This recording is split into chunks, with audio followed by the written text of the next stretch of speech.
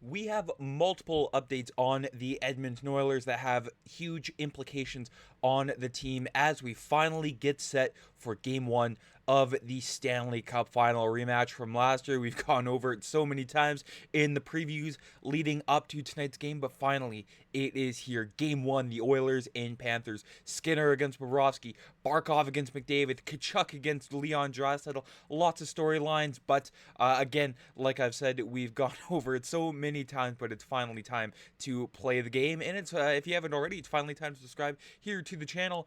If you haven't hit that button down below already, as we are on the road to 3,300 subscribers, 9 away from that huge milestone. So folks, if you haven't done so, help out the channel here. If you're loving the videos and haven't subscribed, make sure you hit that button down below. But it's finally time to get into it. The game one preview between the Oilers and Panthers. Yes, today's the day. Yesterday was Christmas Eve and today is Christmas. Of course, you know, there's no trees up, but I mean lots of hockey to be enjoyed tonight. I mean, unless you're in Florida, I mean lots of palm trees. But the Oilers and Panthers tonight at Rogers Place. There, the Oilers opening this one up on home ice, 7 o'clock Central, 6 o'clock Mountain. But you know, lots of pregame ceremonies before this one gets underway there. But lots of hype, lots of anticipation. I mean, if it wasn't the Panthers, it was still going to be lots of anticipation heading into this one. But the Oilers back for revenge this year. But the Oilers have a chance to make some more history. The Oilers are 12-2 since starting the playoffs, 0-2.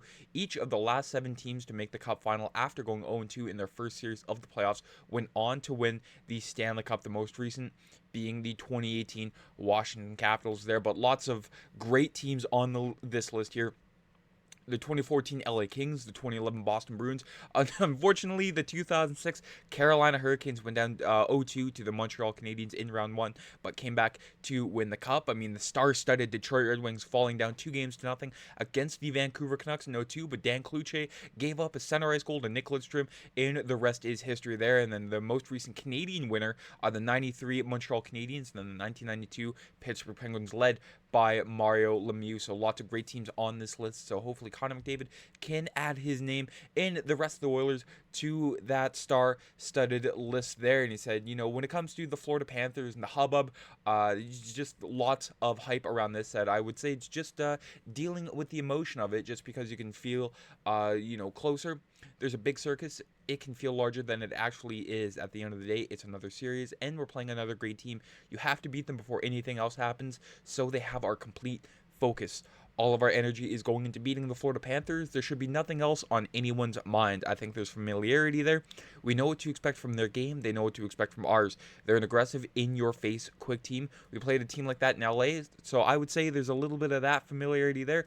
Going to be a great challenge, and we're excited about it. But unfortunately, of course, you know, the Oilers will have to go into battle without their, you know, they're one of the fearless offensive leaders on this team. Zach Hyman says his wrist was dislocated and tore a few ligaments in the process after receiving that hit there from Mason Marchment in the Western Final. But the Oilers, you know, they're without Zach Hyman, but they will be with Connor Brown tonight. You know, yesterday, you know, lots of mind games, lots of smoke screens from Kris Knoblauch saying that Connor Brown was a game-time decision for Game 1 of the Cup Final. Of course, dealing with a lot of things, you know, an illness, ankle injury or foot injury, I should say, the head injury from his hit from Alex Petrovic in the West Final. But Connor Brown will be in the lineup tonight, and he is ready to go. He says, we truly believe we belong here. We feel comfortable at this stage now, where I don't know if that could be said last year at the start of the series. Ready to go out there and prove it. I feel good. Just took a little maintenance day yesterday, but I feel ready to go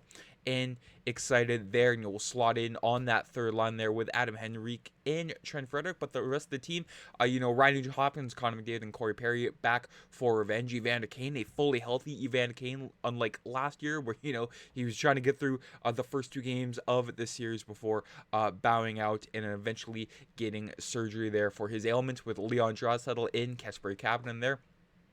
2, you know, firecrackers on that line with Kane and Kapanen there. And like I mentioned, Trent Frederick making his Stanley Cup final debut here with the Oilers. And then on the 4th line, Vasily Podkolzin, Matisse Janmark, and Victor Arvidsson there. Podkolzin and Janmark, 2 of the Oilers' most defensively responsible forward, so they could get a bulk of the work tonight. And on the back end, there's 6 great defensemen. I mean, whenever Darnell Nurse wants to show up, I got Matthias Ekholm in Evan Bouchard, Darnell Nurse and Brett Kulak, and then Jake Walman in John Klingberg, with Stuart Skinner, Stu, getting the start in net tonight for the Oilers. And when it comes to that decor with the Oilers and trying to beat that ferocious Florida forecheck, lots of F's, folks. Connor McDavid says the importance of defensemen is very understated. Said, I think D-men are so important. Every time that this group has gone out and added a D-man, it's really taken our group to the next level. I think about a couple of years ago, we had Kulak, and what that did for our group, of course, going to the conference final against the Colorado Avalanche in 2022. Bouchard taking the step has done wonders for our group. We go out and get Ekholm, and all of a sudden we're in the conference final. Walman's just been the same way, and Klingberg stepping in has been a big help for our group since Eki went down early. So D-men are so important, and we got a bunch of really good ones, and they help a lot. And that will be very, very influential in this series here for the Oilers. Now, let's just break down the good and the bad for both teams first. The Oilers, the good. D-zone structure, very calm and collected in front of Stuart Skinner. Puck possession stats and shot volume, tremendous across the board there. Of course, the Oilers were a team where, defensemen were taking a lot of the shots, but they sort of dialed that back and spread the love with everybody. And I think that's what's led to the depth scoring. And not just that, but also the counterattacks. The Oilers, feasted on that against the Dallas Stars, and not just the counterattacks, but folks, 97 in 29 there. The yin and the yang to this Oiler team that will, hopefully, unleash their final calling here in the final there, and just, take over games like they have done in the past there. And as I mentioned, depth, not just, on the offensive side of things with the scoring, but again, like I mentioned, on the defensive side of things. When your third pairing is Jake Walman in John Klingberg, that's pretty solid. But with the bad, with the Oilers, as I mentioned all year, which Stu are you going to get? You don't know which Stu you're going to get. In the last year, the Stanley Cup final,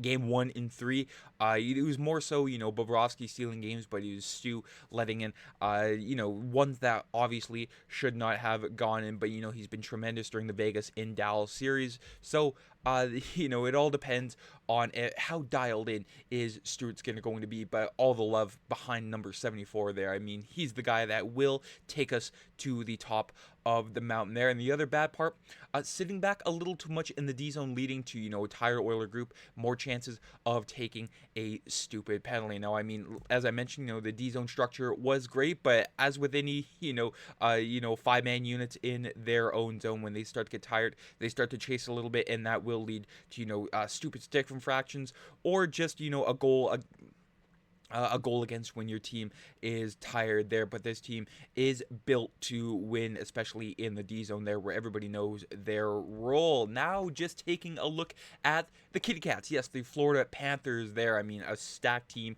all across the board there. This will be a very, very even series. Evan Rodriguez, Alexander Barkov, and Sam Reinhart. Carter Verhaeghe, Sam Bennett, Matthew Tkachuk. E2 Lusterainen with Anton Lundell and Brad Marchand, the Rat, on the third line there. Then Jesper Boqvist in for AJ Greer. Head coach Paul Maurice confirmed that it will be Boqvist in the place of AJ Greer. Tomas Nosek in Jona Gadjevich there. And on the back end there, no Oliver Ekman-Larsson, no Brandon Montour, but they have a guy like Seth Jones alongside Nico Mikkola, Gustav Forsling with Aaron Ekblad, and then Nate Schmidt, another big pickup there for the Florida Panthers, and former Oiler Dmitry Kulikov there with the Russian machine in net there. The Red Army, Sergei Bobrovsky with a save percentage of .912 and a goals against average of 2.11 there. But, in the 7-game series, we saw the best and the worst of Sergei Bobrovsky there. You can see, games 4, 5, and 6. The Oilers made them look very, very average there. But games 1 through 3, and then game 7 there, Sergei Bobrovsky was fantastic. Mind you, he stole game 1 and 3 there, even though the Oilers significantly outplayed the Florida Panthers there. So they have to get to Bob early in very often there. And the numbers that he put up at Rogers Place there last year, aside from game 3, that will be in the minds of many Oilers. You just got to get to him early and get to him often. Rinse and repeat there for this Oiler team. They learned from their mistakes last year, so hopefully they get to Bob very, very early in this series there. And we'll go over the good and the bad with the Florida Panthers. The good, forechecking machine. I went over their forecheck a couple of videos ago in the Panthers. That's how they dismantled the Carolina Hurricanes. I mean, physicality, which goes along with the forechecking machine. Special teams, they've been fantastic on both the power play and penalty kill. Also, depth.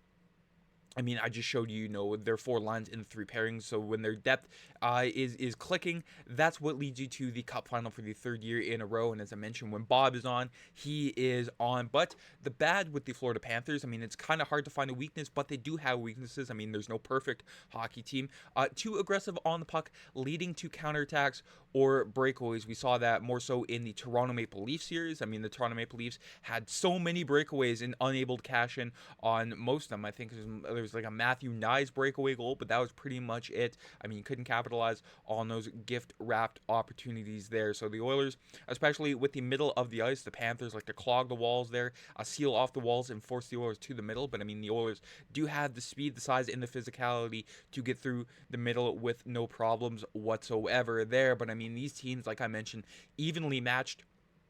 The Panthers up to this point 12-5, the Oilers 12-4. Goals per game, the Oilers a little over 4 goals. Meanwhile, the Panthers close to 4 goals, but not quite. And then goals against average, 2.29 compared to Edmonton's 2.81. And the goal differential, plus 27 compared to Edmonton's plus 20. And then, as I mentioned, the power play and penalty kill, these special teams. Yes, Florida is, I believe they are top 5 in both categories with, 23.2% and an 87.9, nearly 88% on the PK, which is tremendous, especially in the playoffs there. Meanwhile, the Oilers, the power play hasn't been as automatic as in years past, but who knows if it'll wake up when the going gets tough here in this Stanley Cup final. And then the penalty kill, 66%.